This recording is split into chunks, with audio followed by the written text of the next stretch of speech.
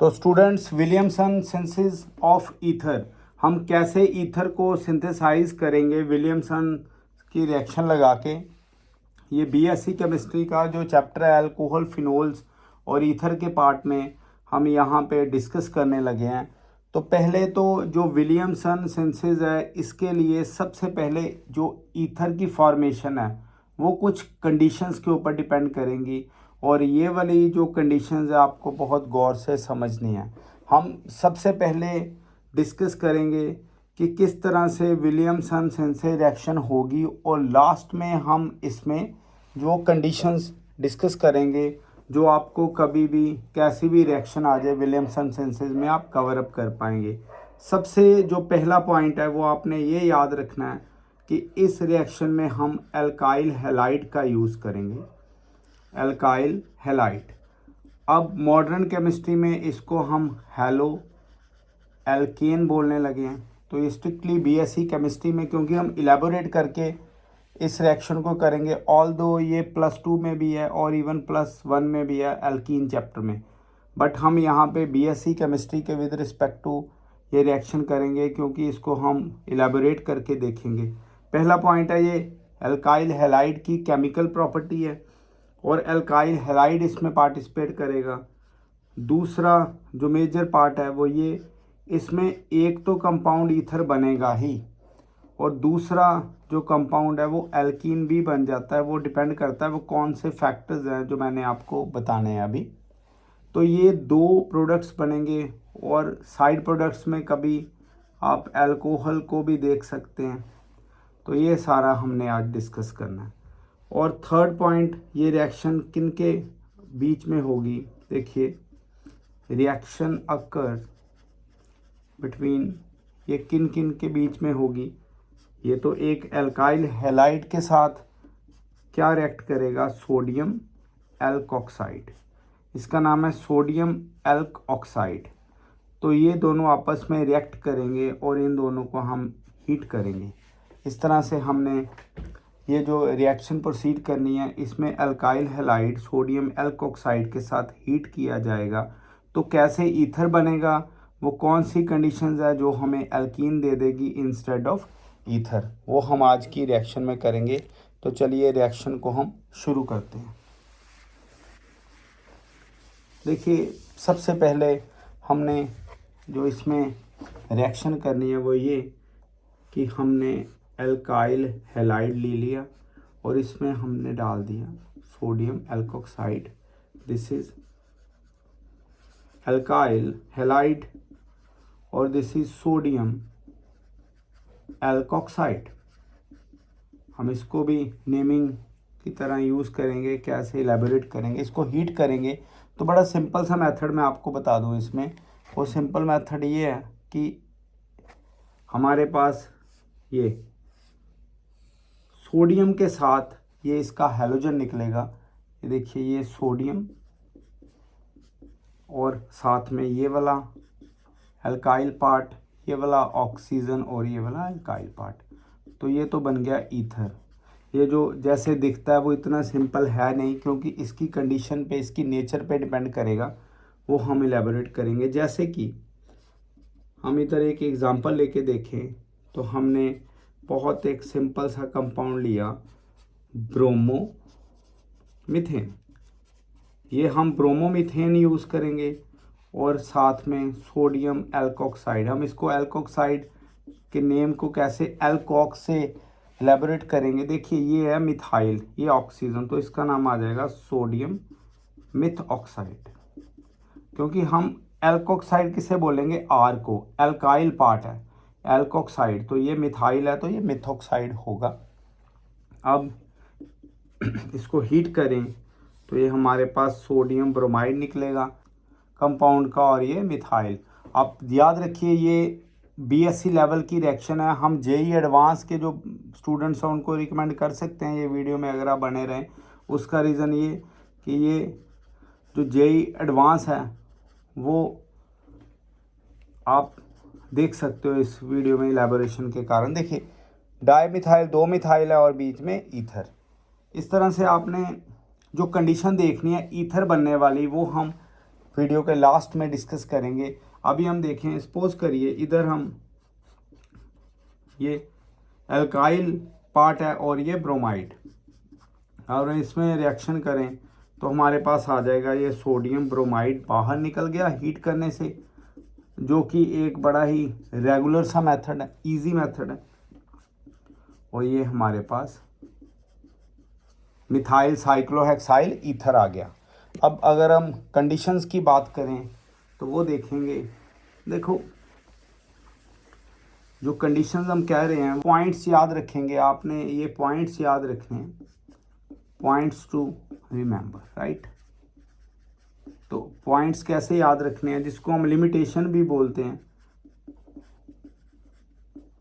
Limitation of Williamson's reaction. देखो पहला point, first point है कि ये रिएक्शन है SN2, मतलब न्यूक्लियोफिलिक सब्स्टिट्यूशन बाईमॉलिक्यूलर।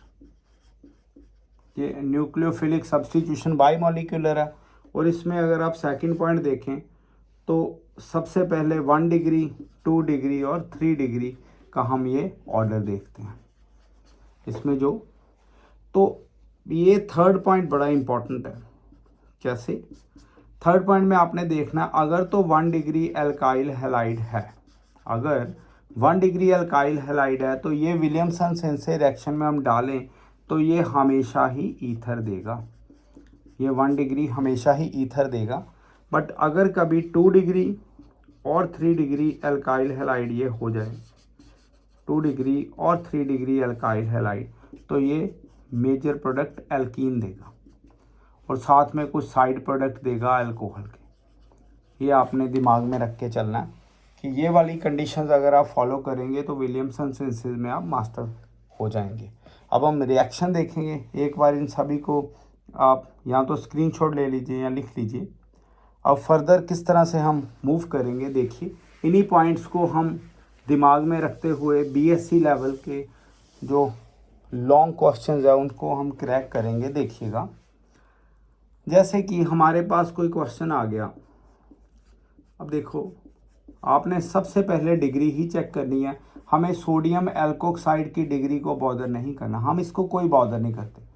ये कोई भी डिग्री का होगा तो ये रिएक्शन सेम ही देगा। हम इसको हीट करेंगे। अब देखिए ये अल्फ़ा कार्बन है, this is 1 degree alkyl halide. तो ये 1 डिग्री एल्काइल हैलाइड है, इसमें हम सोडियम ब्रोमाइड बाहर गया, ये सोडियम ब्रोमाइड बाहर।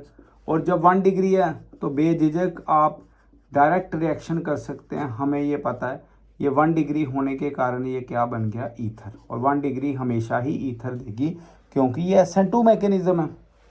अब चलिए नेक्स्ट कैटेगरी में, इसमें इन केस हमारे पास जो एल्काइल हैलाइड है, अब इलेबोरेशन शुरू हो गई है, विस्तार इसका शुरू हो गया रिएक्शन का। तो अगर हम इसको देखें तो ये 2 डिग्री है। तो जब कभी भी 2 डिग्री या 3 डिग्री एल्काइल हैलाइड आएगा तो आपने इसको किस तरह से रिएक्शन को चलाना है वो हम करेंगे। देखिए ये दोनों जो बीटा कार्बन्स है, ये दोनों बीटा कार्बन्स है, ये दोनों सेम है। तो हम अगर सेम बीटा कार्बन एटम होंगे तो किसी भी एक बीटा कार्बन से हम हाइड्रोजन निकालेंगे, राइट।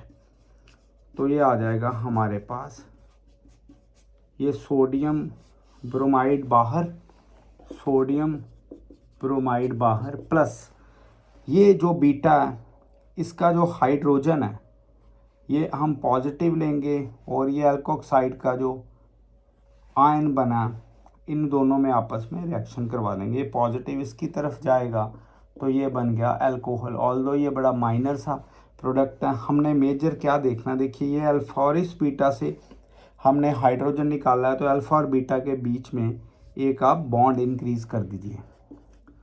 तो हमारे पास ये एल्कीन एज मेजर प्रोडक्ट आ गया। यहाँ पे क्या बन गया, प्रोपीन। तो हमने क्या किया, अगर तो एल्काइल हैलाइड 1 डिग्री का है तो सोडियम एल्कोक्साइड के साथ हीट करेंगे तो ईथर बनेगा। बट अगर 2 डिग्री आ गया और दोनों के सेम कार्बन्स हैं, मतलब दोनों बीटा सेम है, तो किसी भी बीटा से आप हाइड्रोजन निकालिए और इस तरह से एक शॉर्ट सा ट्रिक यूज़ करके आप एल्कीन बना सकते हैं। बट क्या होगा अगर हमारे पास दोनों बीटा कार्बन एटम्स या 3 बीटा कार्बन एटम्स डिफरेंट आ जाए। हम यहाँ पे एक रिएक्शन करके देखेंगे। सपोज करिए इधर हमारे पास ये जो बीटा कार्बन है ये अलग अलग आ गए। सोडियम एल्कोक्साइड की डिग्री को हम बॉदर नहीं करेंगे। तो क्या होगा, देखिए ये अल्फ़ा है, ये बीटा मैं 1 ले रहा हूँ और इमीडिएट अल्फ़ा के बाद ये बीटा 2। तो हमने उस कार्बन से, उस बीटा कार्बन से हाइड्रोजन निकालने हैं जिसमें लंबी चेन लगी है। यहाँ पे देखिए ये कार्बन है, यहाँ पे इसके आगे तो कोई है ही नहीं। तो किस तरह से हमने इसको डील करना है, चेक करिए। ये जो बीटा 2 वाला है इसका हम हाइड्रोजन इधर लिख रहे हैं, आपने बिल्कुल कंफ्यूज नहीं होना। तो सोडियम, ये सेम प्रोसीजर है, देखिएगा यहाँ से ये जो Br है अल्फ़ा वाला ये निकल गया और ये जो हाइड्रोजन है ये इसकी तरफ जाएगा और अल्फ़ा और बीटा के बीच में एक बॉन्ड बढ़ जाएगी।